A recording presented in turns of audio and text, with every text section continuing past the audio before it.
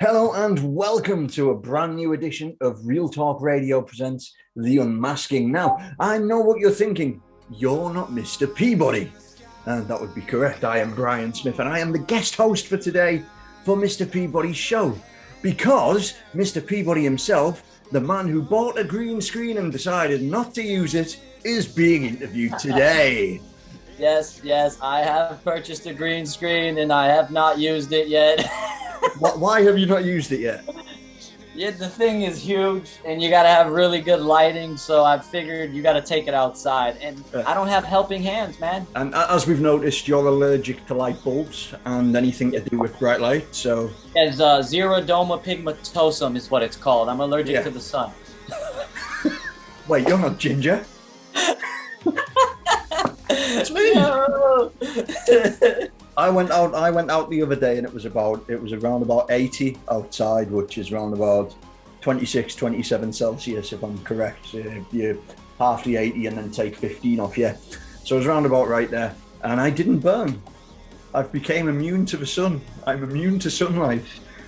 Gotta say, you're looking rather Casper-like over there. Yeah, I'm immune to sunlight. I'm not burned at all.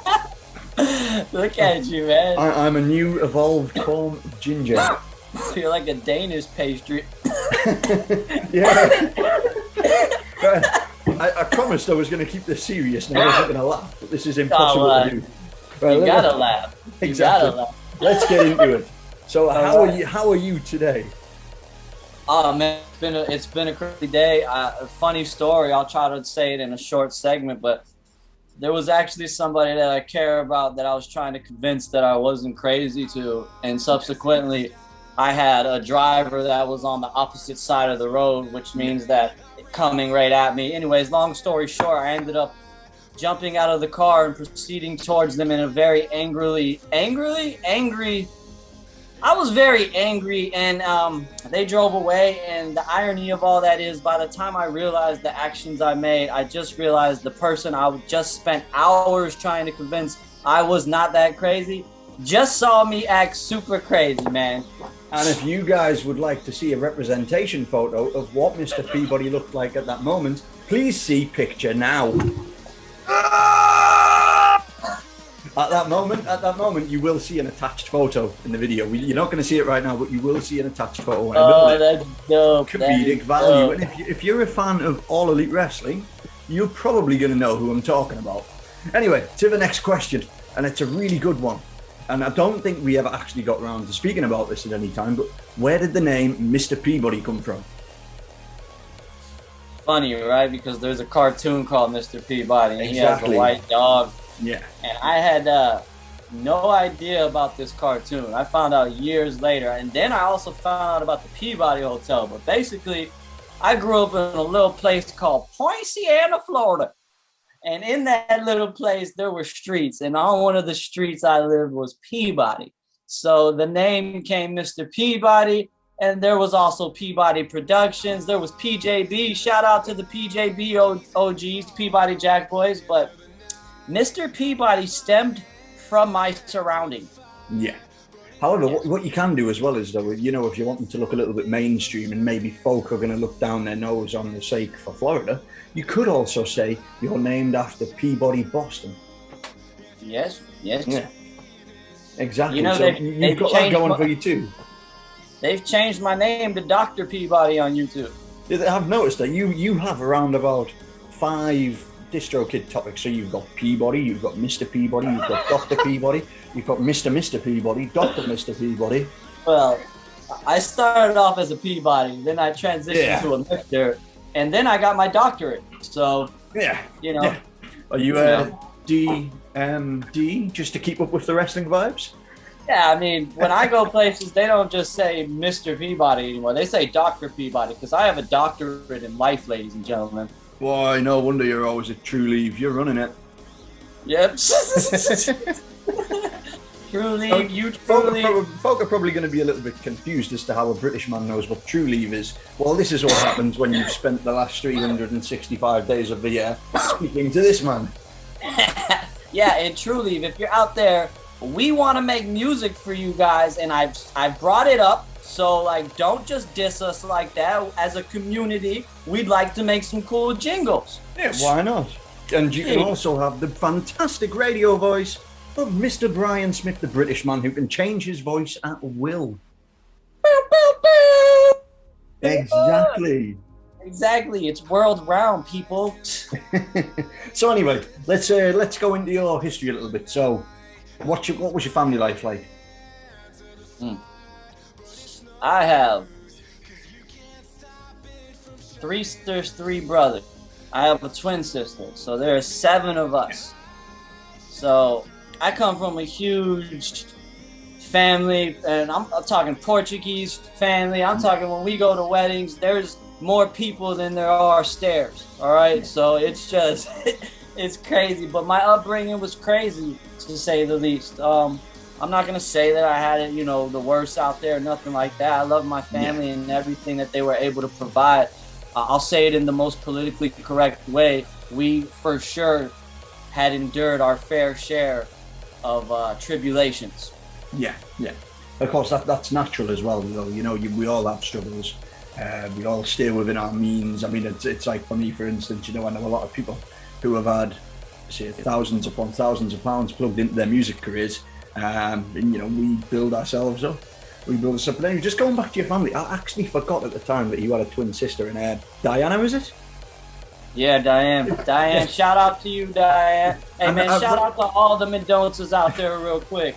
Diane, Sarah, Melissa, JJ, Larry, Tom, me, Mom, Dad, Grandma, Vavu, Vuva, all 7,000 million of my cousins, aunts, and uncles. I love y'all, man. So essentially, whatever way we turn this, everyone at some part of it is related to Mr. Peabody. Yeah, dude. But anyway, going back to what I was saying is, honestly, I was so surprised at how much it's like, because you're a guy and she's a gal. It's very impossible to have. You can't have identical twins like that. But seriously, it's like looking at the girl version of you. I thought you had grown hair again. Yeah, no, my hair's still low. No, it's still there. But my ego's high. And what I have to say about that is that I'm bald, but I'm fly, baby, like an eagle. All right. No, the resemblance between you guys, though, is it's next to none. Incredible, incredible. That's the thing about being a twin. I suppose you're living proof that different. What's the word? That boy and girl twins can also be identical, even though it's scientifically not possible. Yeah, that's the one. Fraternal is the correct term. That's the one. Yeah, you see, I'm not a twin. I don't understand any of that. Yeah, and on that note, man, I could feel when she's doing something stupid. Oh, you got that what is it? Twin tradition. I get it in my gut. I'm like, woo, she's doing something stupid right now. I know she's doing something stupid. I'm about to call her right now. What are you doing? She be trying to be all coy on the phone. Like, I know you doing something bad, man. I know it. I can feel that shit, man. So I take it you guys are like that then, 2 peas in a pod. Hey, man, I try to stay close to all of my family members. Yeah. But that's my little. When we was little, I was the one convincing her to do bad things. Like, yo, we're gonna break out of this little cage thing they got here, and we're gonna chew on all these little rubber things. And you know what? Let's just sneak out the window and move away.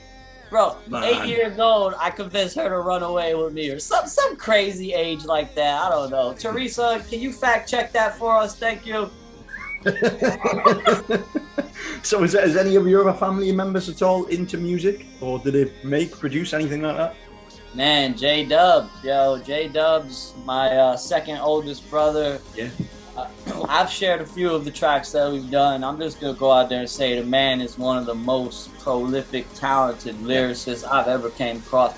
I would have never picked up the pen and pad had it not been for my brother. And when we make music together, it's special, bro. Yeah. So I guess you could say at a very early on age, then he was your major influence in going forward.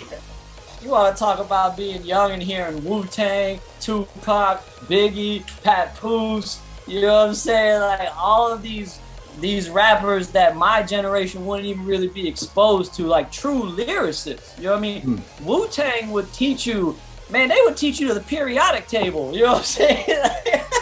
You'd find that better with Wu-Tang than what you would in actual chemistry. Right, straight up. So they exposed me to what I would say hip hop's their greatest height. You know what I mean? When they were making hip hop before it died. Exactly correct. Yeah. I mean, we're still out here. Clear. We're trying, Brian. We out here. You hitting the bin lids or the garbage lids, hitting the trash cans, ringing the bells of a bicycle, anything to make a beat. Yeah, bro. And, So I suppose, really, if you went any other way, then your brother would disown you. Well, I don't know, but it was so prominent, where I was growing up. I don't know, but it was always frowned upon. People didn't think that, no one saw somebody that said they wanted to be a rapper and was like, that person's going to be legendary one day, right? But look at all of them that made it. And the only commonality, belief. Yeah. Exactly that. So what was the first song you ever actually wrote? Dude, I had to be like, I was young, I want to say I was probably 5th grade, and my name at the time was Shorty 140. And I can't remember much of it, but it was to the Hot Boys beat up. It was to the Lil Wayne, #1 star. What? And mine was show that 140. What? So we'll just make this clear. We'll make this clear though, in terms of how music is today. It wasn't Shorty with a W. Nah. There we go. Yeah. We'll just clear that up. I spelled much better in 5th grade, honestly. I mean, you were Shorty, not Shouty. Yeah, I wasn't shouty. Exactly. I was shorty. I was a reference to my height. For you guys that don't know, I'm the shortest admin in Real Talk Radio. So now you know.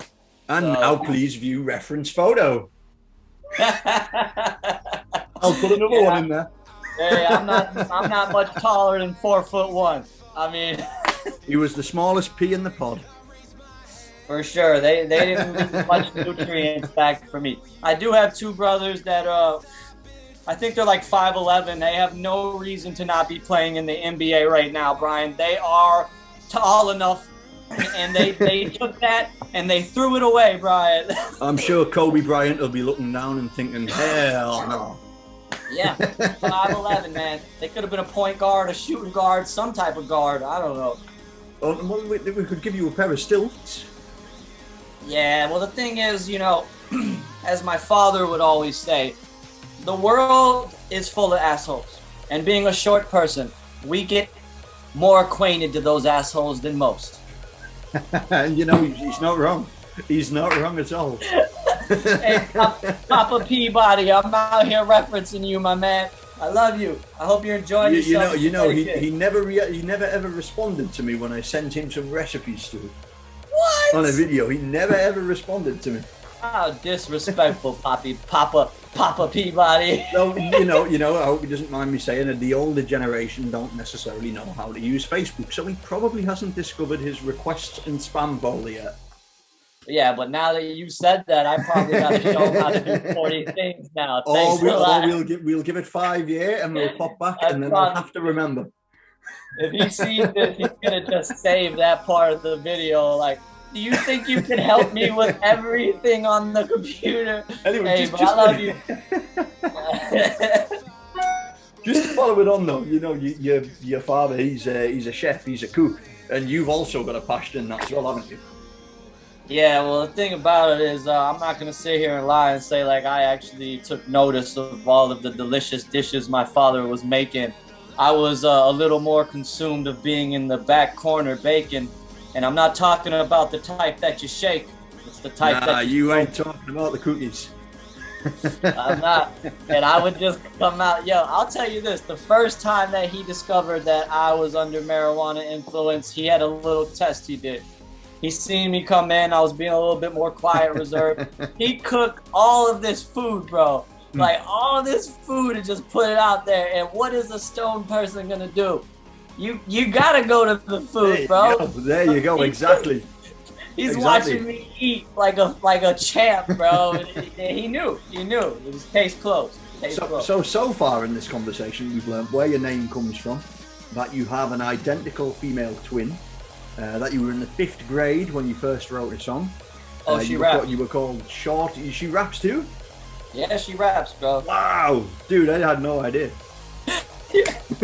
Anyway, going back though, we found out you were called Shorty. Shorty 140. Whoa, whoa, whoa. And we obviously went through that in 5th grade that your father's a cook. He doesn't know how to use Facebook. And you like food. Yeah. That was your words. That was his words. That was my words. My words. Of course, I'll admit that. Actually, no, it's not Facebook. It's Messenger now, isn't it? They're two separate entities. Well, when you come to Florida, you're gonna have to answer for that statement. Oh, of course. Well, maybe April, some point next year. I'm going to try and line it up when Simon's on holiday in Florida. So when his missus and mother-in-law go shopping, we're going to come to you. Well, we're doing at least an EP that night. I don't care what anyone says. Mate, forget Little Black Boo. We'll do 40 tracks a night. Oh, Chris, you gotta get your ass down here too, man. Anyway, just going on about Little Black Boo. That is the newest release, a collaboration between you and Mr. Twinsight. How was that experience? Dude, I've never experienced making music like that before. I read a book by hold on, man. Hold on. And I just keep talking here just to save the gaps. Mr. Peabody has currently left his chair going for some notes. And he's back. You can't see this book, but it's called Mastery by Robert Greene. And it speaks about this part in your mind that you tap into when there's like a deadline or you're feeling a little bit of pressure. It's like, it's a heightened sense. And I felt like I tapped into that on Little Black Book because Twinsight came up with a deadline that, by the way, we had no chance in hell in making. But he came up with this deadline and it sent me into overdrive. And we were at a point where we were doing 3 songs in a day. I had spots in my eyes from staring at the screen. The only thing I said to my family members were murmured words, bro. It was like, I forgot to eat. It was crazy, man. What would it be like? Yo, Daniel, you're food. Bro, I went out and I had, yeah, exactly. They'll be like, hey, how you doing? Nothing, just talking to myself. Yeah. Complete gibberish. I know what it's like. You get the tunnel vision, don't you? When you're so dead set on doing something, you've got the tunnel vision. You see or hear anything else. Or in my case, I don't hear anything anyway. I'm partially deaf all the same. Yeah, it's never affected your music. No, because you adapt. Human beings adapt. I mean, I was partially deaf and I didn't even know. And I thought, this was normal. And you still managed to learn cadence. Yeah. It doesn't, well, to be perfectly honest, all I did was listen to you. Right, well, I've tried to explain it to people, not everybody can grasp it, you know? It's not what you say, it's how you're saying it, man. I mean, Simon can back me up on this today at SJC. That I ended up mixing rap with a little bit of fusion from the 90s of the northeast of England called The New Monkey. And what it was is very fast rapping. It's called MCing. MC, which I was aware of, stood for Microphone Champion. And if you were a Microphone Champion, you did a very, very fast rap.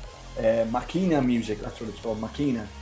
And it's still very prominent in the north and the northeast of England. It's starting to make its way south.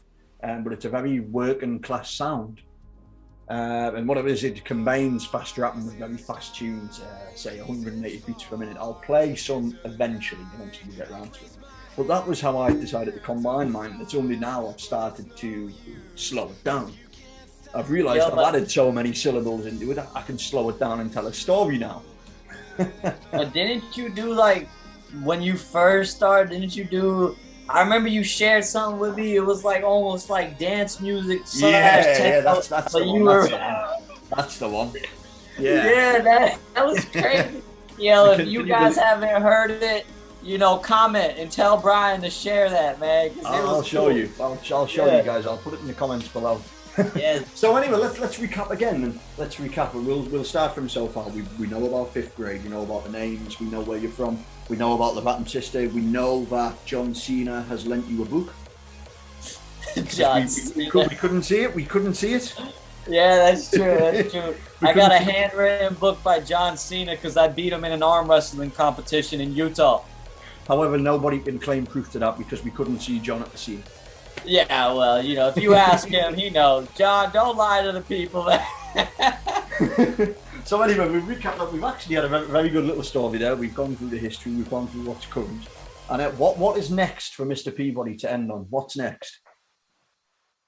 I mean, the only thing that's next, bro, is the evolution of Real Talk Radio and the dreamers within it. I mean, yeah, I transitioned from the October 23rd of last year when we first did this. Exactly. We transitioned from singular vision to unified vision. Yeah. So I barely think about what's going on with Mr. Peabody now. I'm like, what's going on with what we're doing next? And you know what we're doing next. I know what we're doing next. I know we're planning a big Real Talk birthday bash. Yeah, you guys don't know, but we know. And we know, awesome. We know, yeah. You just have to wait and see. You just have to wait and see. And I believe we've covered all basics. So you got anything to add before I like to say do the outro? Well, all I can say is, you know, thank you for joining us. You fine people out there, and we sure do appreciate it. And well, so what I'll continue with is thank you very much for having me as a guest host, soon to be permanent host on a secondary show for Real Talk Radio presents The Unmasking. So thank you very much for joining me, Mr. Peabody. Thank you very much for joining me at home, and we'll see you again next time on Real Talk Radio presents The Unmasking.